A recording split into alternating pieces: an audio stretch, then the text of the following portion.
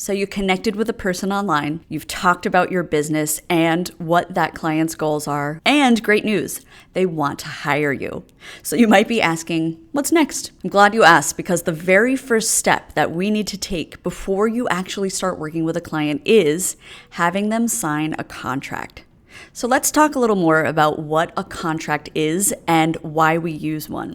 So contracts, should you use them? Yes. Will they protect you in case a client doesn't pay you? No. So you might be asking yourself right now, Erin, what is the purpose of a contract if you're telling me that it does not protect me? And I'm so glad you asked. The purpose of a contract is actually to make sure that you and your client are aligned on certain things before you start working together. And this is a crucial step to take. And let me tell you a little story about why.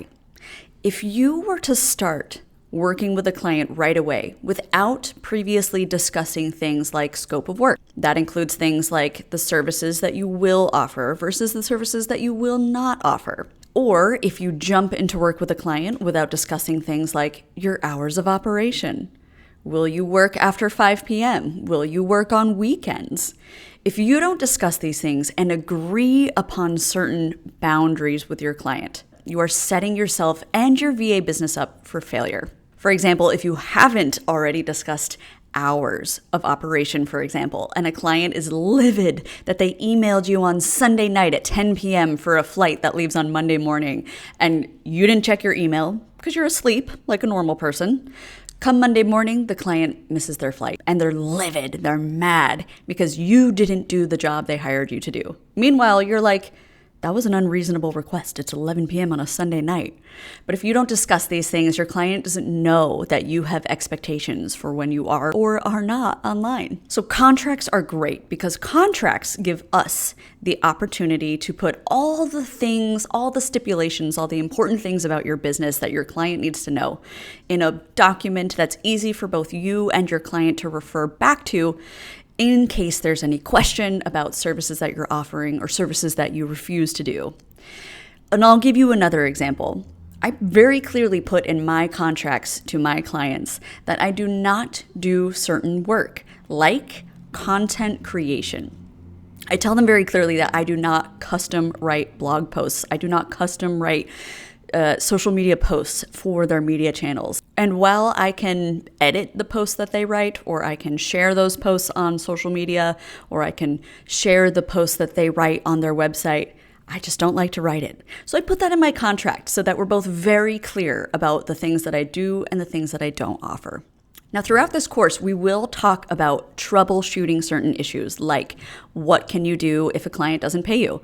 What can you do if a client disappears, even after signing the contract? So don't think that I'm going to leave you high and dry. I just wanted to get very clear right off the bat that contracts are necessary to set boundaries and to make sure that you and your client are in an agreement before you actually start working together. In the next lecture, I'm going to recommend a few different contract creators that are available for freelancers around the globe. However, I will be focusing future videos on one particular service that I personally use and think is the best. So without further ado, let's get into some of your contract options.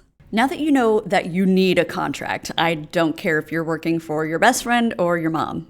Everybody needs a contract. So the next logical question you might have is, what exactly goes into these contracts? Now, the nice thing is that these don't need to be overly complicated, and you don't even need to custom make these up.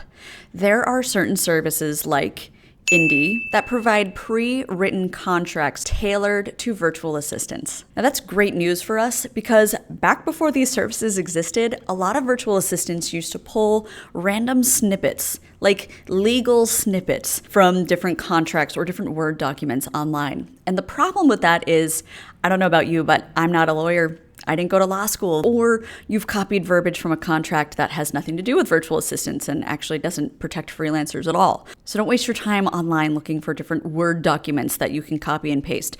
Services like NDAs are great because they hire actual legal people to make a generic contract for us that makes sense just for virtual assistants and for freelancing overall. So here are a few components that always go into contracts. The first is your scope of work. Scope of work clearly defines the services that you are expected to provide. So if you're a virtual assistant who's doing general administrative services, your scope of work might include things like calendar booking, travel management, online purchases, online research, data gathering, lead generation, etc., etc. And what that also means is that your scope probably doesn't include specific niche things, like the example that I gave you earlier about content creation. You get to decide what things go into your scope of work and what things stay out of your scope of work. Because you, my beautiful friend, as a virtual assistant, are a business owner too. And you get to decide what services are right for you and your business. And you want to make sure that you're putting those terms in your scope of work. Another component that always goes in your contract is compensation. Now, compensation includes the specification of payment terms. That is how you prefer to get paid, whether it's direct deposit or by PayPal. It also includes your agreed upon rate for your services, and it includes the timing of your compensation. If you want to get paid every 2 weeks, you can put that in a contract. And just as a personal aside, I like to get paid once a month. I think it just keeps things easy breezy for both me and the client. Other things that your contract will likely include are things like confidentiality and non-disclosure agreements. Contracts will include verbiage that's there to protect the work that you're doing for your client, so that your client can rest easy knowing that you're not going to post their business secrets on your social media. And in some cases, if you're working with a particularly high-end client or a client in the business world who's working on something that needs a little extra protection, they might ask you to sign an NDA. Now, a lot of VAs, when I first start coaching them, often ask me if it's okay to sign an NDA, to which I say resounding yes. An NDA is just a non-disclosure agreement. What that means is that your client is asking you to sign an additional piece of paper, which usually comes from their office, by the way. You, as the VA, don't ever have to create your own NDA. If a client wants you to sign one, I guarantee that they are going to be providing one that already has been overlooked by their own business's legal department. And all it means when you sign it is that you are promising not to share any information about their business, their clients, etc. Let's pretend, for example, that you get hired by Coca-Cola. Coca-Cola has a fairly secret recipe, so they probably would ask you to sign an NDA to make sure that you are not sharing that recipe online should you get access to it. Your contracts will also include a termination clause. Now, the termination clause is not as scary as it sounds, but it is super necessary because it defines the circumstances in which either you or your client can end your working relationship. Whenever I include termination clauses in my contract, I always clearly stipulate that I will give at least a 2-week notice to my client if I intend to stop working with them, and I ask for the same courtesy extended to me. A termination clause really protects you from being fired and then not having any income that same day.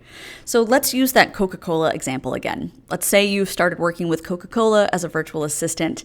If you didn't have a termination clause in your contract, you could get a call one day from your manager and have them be like, you know what? We're not going to do this anymore. Nice knowing you.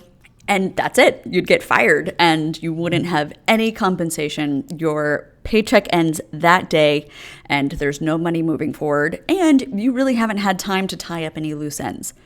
Versus if you're working for Coca-Cola, but you put in your contract that you have a 2-week termination clause, if they intend to let you go, they have to give you a 2-week notice and also ensure that they are paying you for those 2 weeks. And while I use a 2-week termination clause for myself, you can put anything you want in your contract because, again, you're the business owner.